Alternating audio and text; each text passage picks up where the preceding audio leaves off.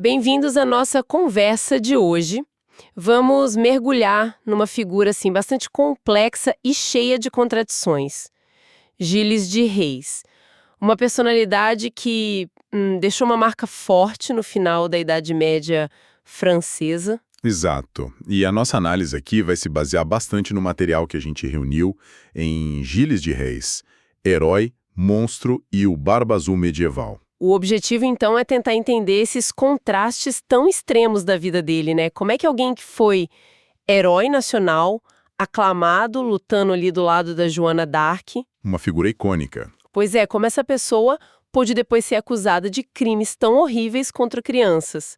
Queremos explorar o lugar dele na história e também como ele continua assombrando o imaginário popular. É uma dualidade realmente chocante. De um lado, Marechal da França, um título de enorme prestígio no século XV. E do outro lado, essa imagem que veio depois, né, de assassino sádico, herege. E tudo isso num contexto bem turbulento.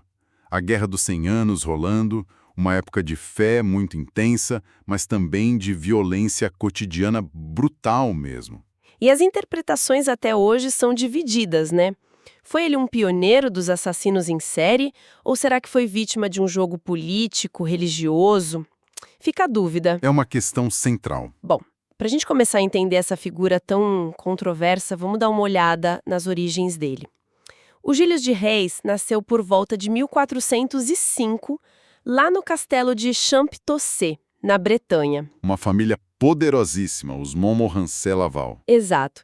E ele ficou órfão muito cedo, herdando uma fortuna, assim, imensa, muitas propriedades. E foi criado pelo avô materno, o Jean de Craon. Isso. E a educação foi aquela esperada para a alta nobreza, né? Latim, as artes liberais. Que era a base da educação clássica da época, né? Retórica, lógica. E claro, todo o treinamento de cavalaria, ele foi moldado naquela mentalidade feudal mesmo. Guerra, ostentação, poder e uma certa devoção religiosa também. Eram os pilares da época. Em 1420, ele se casou com a Catherine de Towers. Isso consolidou ainda mais o poder e a riqueza dele, que já era vasta. E desde jovem, ele tinha essa fama de nobre ambicioso, mas também extravagante. Muito extravagante. Gastador, né? Demais. Gastava rios de dinheiro com banquetes, torneios, patrocinava artistas. Essa coisa do luxo, da ostentação, foi uma marca registrada dele. E, bom, a gente vai ver que isso acabou sendo um fator na ruína financeira dele mais tarde. Precisamente. E é importante colocar essa ostentação no contexto, né? Para a alta nobreza feudal, exibir riqueza e poder não era só vaidade. Era uma ferramenta política. Exatamente. Essencial para manter o status, a influência, festas, mecenato, capelas. Tudo isso era esperado. Mas no caso do Gilles, essa extravagância já era vista como excessiva pelos contemporâneos. Já era um sinal, né? Já era um sinal preocupante dos problemas financeiros que viriam. Ele não só cumpria o papel, ele exagerava. E essa busca pela grandeza também apareceu no campo de batalha, claro. O auge da carreira militar dele foi durante a Guerra dos 100 Anos. Um período crucial para a França. Totalmente. E aí, em 1429, entra em cena a figura quase mítica da Joana d'Arc. Aquela jovem camponesa que dizia ouvir vozes divinas e que convenceu o Delfim Carlos a dar tropas para ela libertar Orleans. Uma virada na guerra, né? E o Gilles de Reis foi um dos nobres que abraçaram a causa da Joana. Ele lutou com muita bravura ao lado dela, se destacou em combate, principalmente lá em Orleans. Dizem que o apoio dele não era só militar, que ele realmente acreditava na missão divina dela. É o que os relatos sugerem, né? Que ele via nela uma inspiração, algo que renovava o sentido daquela guerra longa contra a Inglaterra. Uma figura carismática, sem dúvida. E o reconhecimento veio rápido e no mais alto nível. No mesmo ano, 1429, o recém-coroado rei Carlos VII nomeou ele Marechal da França. Uma das maiores honrarias militares do reino. Exatamente. Ele estava lá, do lado da Joana, na coroação em Reims, um momento super simbólico para a história francesa. Ser Marechal da França naquela época Era o topo, né? O ápice da hierarquia militar e social. O máximo de glória para um nobre guerreiro. Mas esse auge foi curto. Pois é, isso que é fascinante. O auge foi relativamente breve e a trajetória dele mudou drasticamente logo depois. A captura da Joana d'Arc em 1430. Pelos borgonheses. Isso. E depois a execução dela na fogueira pelos ingleses em Rouen em 1431. Isso parece ter sido um ponto de virada para o Gilles. Sem a figura da donzela de Orleans, que talvez fosse carismática e até estabilizadora para ele, a carreira militar dele perdeu gás. Ele começou a se afastar. Começou a se afastar das batalhas e a mergulhar cada vez mais naquela vida de luxo e excessos nos castelos dele. A década de 1430 marca mesmo esse declínio. O herói de guerra começa a virar uma figura controversa, principalmente pela forma como ele gastava, ou melhor, dilapidava a fortuna dele. Uma fortuna imensa, né? Imensa. E os gastos se tornaram lendários. Chegou a bancar produções de teatro gigantescas, tipo uma peça sobre a Paixão de Cristo, outra sobre a própria Joana d'Arc. Dizem que tinha mais de 500 pessoas. 500 pessoas. Imagina o custo disso na época. Fora os banquetes, as reformas caríssimas nos castelos, uma capela particular com um coro de meninos cantores que eram regiamente pagos, era um poço sem fundo. E as consequências financeiras, claro, não demoraram. Para sustentar esse estilo de vida, ele começou a vender, a hipotecar as terras, as propriedades que ele tinha herdado. Isso deve ter causado um alarme geral. Com certeza, a família, as autoridades locais, todo mundo vendo o patrimônio de uma das linhagens mais importantes da região sumir. Tentaram até intervir legalmente, né? Sim, tentaram restringir a capacidade dele de vender mais bens.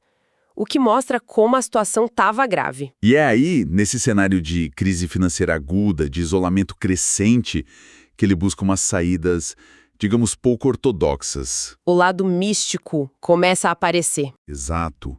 O Gilles de Rais começou a se cercar de figuras ligadas ao ocultismo, alquimistas que prometiam transformar metal em ouro, encontrar a pedra filosofal, Astrólogos também. astrólogos, outros que prometiam conhecimento e poder por vias sobrenaturais. A esperança era talvez reverter magicamente a situação financeira ou ganhar poder de outra forma. E essa aproximação com práticas que a igreja via com maus olhos. Exato. Práticas suspeitas ou abertamente heréticas, né? Contrário aos dogmas. Isso acabou alimentando rumores sombrios sobre ele. Boatos de pactos com demônios. Isso foi criando um ambiente que, mais tarde, tornou as acusações formais de heresia mais críveis, digamos. E é justamente nesse período conturbado de grana curta e busca pelo misticismo que a parte mais sinistra da história dele começa a vir à tona de forma concreta. Os desaparecimentos. Sim. Entre 1432 e 1440, mais ou menos, começaram a assumir crianças, principalmente meninos jovens ali perto dos castelos principais do Gilles, Machecoul, Champtocé, Falgés.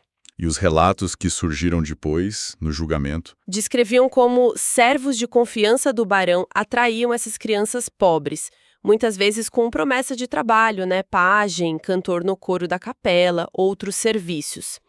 E é aqui que a história fica realmente sombria, chocante. As acusações formais que estão lá nos autos do processo são de uma brutalidade que é difícil até de descrever. Elas dizem que o Gilles submetia essas crianças a abusos sexuais sádicos, torturas inimagináveis e assassinatos. E misturando isso com rituais. Frequentemente, sim. Incorporando esses atos a rituais que misturavam essa violência extrema com as práticas obscuras que ele buscava com os conselheiros ocultistas dele. E os corpos das vítimas, segundo as acusações, eram escondidos, queimados, enterrados em segredo dentro dos castelos. Durante o julgamento ele confessou, né? Mas tem a questão da tortura. Exato. Ele confessou esses atos. É verdade que parte da confissão foi obtida sob ameaça direta ou aplicação de tortura, o que sempre levanta questões sobre a total voluntariedade e a veracidade de todos os detalhes. Faz sentido. Ele admitiu ter matado inúmeras crianças. Cronistas da época chegaram a falar em números que passavam de 100. Os detalhes nos autos são perturbadores. Estrangulamentos, mutilações, profanação dos corpos. Nossa, Existe um debate historiográfico importante sobre a exatidão de cada detalhe macabro. O quanto foi exagerado, induzido pela tortura ou influenciado pelo pânico moral da época. mas e o impacto foi devastador. O impacto da confissão, somado aos testemunhos, no julgamento e na percepção coletiva, foi avassalador. Para a sociedade daquele tempo, ficou claro que ele tinha ultrapassado todos os limites imagináveis da crueldade humana e do pecado. E com o acúmulo de denúncias, os sumiços continuando, o medo crescendo, o processo formal veio em 1440, em Nantes. Um processo de grande magnitude, tanto que ele foi submetido a uma dupla jurisdição. Isso é interessante. Tinha o Tribunal da Igreja, O eclesiástico, presidido pelo bispo Jean de Malestroy, para julgar os crimes contra a fé, heresia, sodomia, invocação de demônios. e o Tribunal Secular. Sim, sob a autoridade do Duque da Bretanha, para julgar os crimes comuns. Sequestro, assassinato. Essa estrutura dupla já mostrava a gravidade excepcional das acusações. As sessões do julgamento foram em grande parte públicas, né? Imagina o choque na população. Um choque profundo. Testemunhas, incluindo antigos servos, pais de crianças sumidas, depuseram sobre como os meninos eram recrutados, levados para os castelos, e sobre o destino terrível deles. E a reação inicial do Gilles foi de negação. Inicialmente, sim, ele negou tudo, adotou uma postura de desafio, até arrogante, mas diante do peso das evidências, dos testemunhos e da ameaça iminente de tortura severa, ele acabou confessando. E o que dizem esses depoimentos da confissão? Olha, conforme registrado no processo, são chocantes. Ele teria descrito os atos de abuso e assassinato com uma frieza desconcertante, teria admitido sentir prazer ao ver o sofrimento das vítimas. Que horror! Teria confirmado também que buscou ajuda de feiticeiros e alquimistas, não só por dinheiro, mas na esperança de que invocações demoníacas pudessem dar a ele poder, conhecimento proibido. Com essa confissão, o veredito era certo. Inevitável. Pena de morte proferida em outubro de 1440. E se a gente conecta isso ao quadro geral, a execução pública em Nantes, onde ele foi enforcado e o corpo parcialmente queimado, simbolizou a queda completa. Espetacular, né? De um homem que, pouco mais de uma década antes, era um herói nacional. E dizem que, no final, ele mostrou o arrependimento. É curioso. As crônicas da época relatam isso sim, que ele demonstrou grande arrependimento nos momentos finais, pediu perdão público a Deus, às famílias das vítimas, e que a multidão presente teria tido compaixão dele naquele instante. Uma coisa complexa. O impacto imediato da condenação deve ter sido gigantesco. Imenso. Gilles de Rais virou rapidamente um símbolo do mal absoluto. Os crimes dele foram vistos não só como atos de um indivíduo depravado, mas quase como uma manifestação sobrenatural do mal, uma ameaça à ordem social cristã. A história dele virou um conto de advertência sombrio. E essa imagem de monstro acabou entrando para o imaginário popular, né? A ligação com o Barba Azul. Exatamente. Muitos estudiosos veem uma linha direta aí. A memória dos crimes do Gilles e a lenda do Barba Azul. O conto que o Charles Perrault popularizou lá no século XVII. Aquele do nobre rico que mata as esposas e esconde os corpos. Esse mesmo. Um nobre rico poderoso num castelo isolado que assassina as esposas e esconde os corpos num quarto secreto. As semelhanças com a história do Gilles são muito sugestivas, né? O aristocrata cruel, o castelo como cenário de horror, o segredo mortal. Acredita-se que a memória distorcida dos crimes atribuídos ao Gilles tenha sido um dos elementos que alimentaram esse arquétipo do Barba Azul. Inclusive, lá na Bretanha, a região dele, o folclore local manteve a figura do Barão de Retz, um dos títulos dele, como uma espécie de bicho-papão para assustar a criança. Que coisa! Interpretações posteriores, já na filosofia, na literatura, também se debruçaram sobre ele. O Georges Bataille, por exemplo, via o Gilles como essa figura paradoxal por excelência. Como assim? Um homem capaz de atos de profunda devoção religiosa. Ele era conhecido pela piedade em certos momentos e, ao mesmo tempo, de uma crueldade carnal, sádica, extrema. Para o Batalho, Gilles encarnava as contradições da condição humana, levadas a um limite quase inconcebível. E mais recentemente, a história começou a ser revisitada de forma mais crítica, né, gerando aquele debate, culpado ou vítima. Sim, a partir do século XIX e mais ainda no século XX, surgiu esse debate intenso que continua até hoje. O Gilles de Rais foi mesmo o monstro descrito nos documentos do processo, ou será que ele foi, pelo menos em parte, vítima de uma conspiração para derrubá-lo? Quais são os principais argumentos de cada lado? Bom, temos basicamente esses dois lados. De um, historiadores como Matei Casacu defendem a culpa do Gilles. Eles se baseiam na consistência interna de partes das confissões, mesmo considerando a tortura, nos testemunhos de cúmplices de terceiros. E no fato dos desaparecimentos, né? Fundamentalmente nisso. O desaparecimento de tantas crianças perto dos domínios dele exige uma explicação plausível.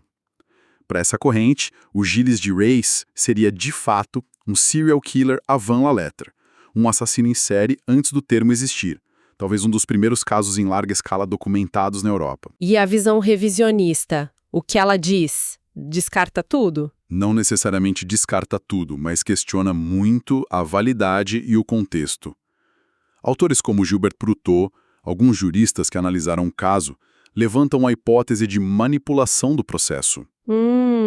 Com que base? Argumentam que tanto a Igreja, pelo bispo, quanto o poder secular, o Duque da Bretanha, tinham interesses financeiros e políticos nas terras do Gilles, que ele estava claramente dilapidando. Entendi. Interesses econômicos. E questionam os métodos judiciais da Idade Média, o uso da tortura para obter confissão, a fragilidade de algumas provas testemunhais baseadas em rumores, em medo.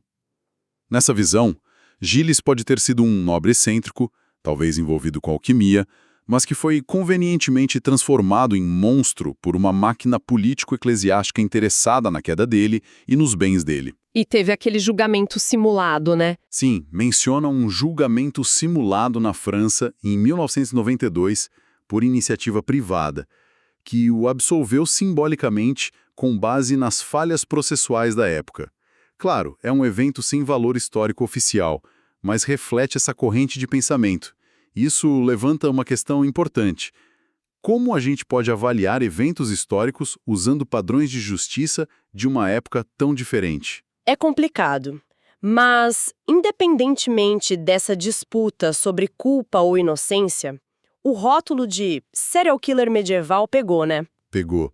E se as acusações forem factuais, os paralelos com perfis modernos são difíceis de ignorar. A escolha das vítimas. Jovens, vulneráveis. Um método que parece ter se repetido por anos. A busca de prazer sádico ligado ao controle, ao sofrimento, a ocultação cuidadosa dos corpos para manter o segredo. Se os números estiverem corretos, mesmo que exagerados, Ainda assim, estaríamos falando de um dos maiores massacres cometidos por um único indivíduo na Idade Média. o caso também mostra muito sobre a impunidade da nobreza, né? Uma ilustração dramática disso. A posição social, a riqueza, o poder militar do Gilles permitiram que ele agisse, supostamente, por quase uma década sem ser seriamente investigado. Protegido pelos muros do castelo. E pela aura de quase intocabilidade da nobreza do escalão dele. Ele esteve por muito tempo acima da justiça comum. Isso expõe a fragilidade do sistema judicial medieval para lidar com crimes cometidos por figuras tão poderosas. O processo só andou quando outros poderosos se interessaram. Exatamente. Só quando os interesses políticos e eclesiásticos de outras figuras igualmente poderosas, o bispo e o duque convergiram para derrubá-lo. Então, o que a gente pode tirar disso tudo? A história do Gilles de Rais é, no fundo, a história de um paradoxo. Avassalador. O herói que vira monstro. O celebrado marechal da França que acaba na forca como assassino de crianças, herege. A trajetória dele expõe de forma brutal os excessos, a impunidade da nobreza feudal. As complexidades e as limitações severas da justiça medieval. E também como mitos e lendas se formam em torno de figuras que parecem personificar o mal extremo. Sem dúvida. O legado dele permanece tão potente justamente por causa dessa complexidade. A memória atravessou séculos, folclore, literatura, história, até psicologia criminal. Ele personifica essa linha tênue, muitas vezes borrada, entre fato histórico e lenda. Entre o humano e o demoníaco. Entre a glória mais alta e a degradação mais profunda. Estudar Gilles não é só analisar crimes horríveis, mas tentar entender as tensões de uma sociedade, a do fim da Idade Média, lidando com poder, fé, violência e os próprios medos mais profundos. E talvez seja por isso que ele continua fascinando e horrorizando tanto tempo depois. Gilles de Rais fica como, possivelmente, a primeira grande figura de serial killer real ou construída a assombrar de forma tão duradoura o imaginário ocidental. E isso nos leva a uma última reflexão, que talvez vá além da culpa ou inocência específica do Gilles nos crimes. O que a aparente prontidão com que a sociedade da época aceitou e acreditou que um mal tão extremo era possível, vindo de uma figura de tão alto status. O que isso nos revela sobre as próprias ansiedades, medos e crenças daquele século XV? Boa pergunta. Talvez o caso de Gilles de Rais diga tanto sobre ele quanto sobre o mundo que o julgou, condenou e transformou em lenda. Fica aí para a gente pensar.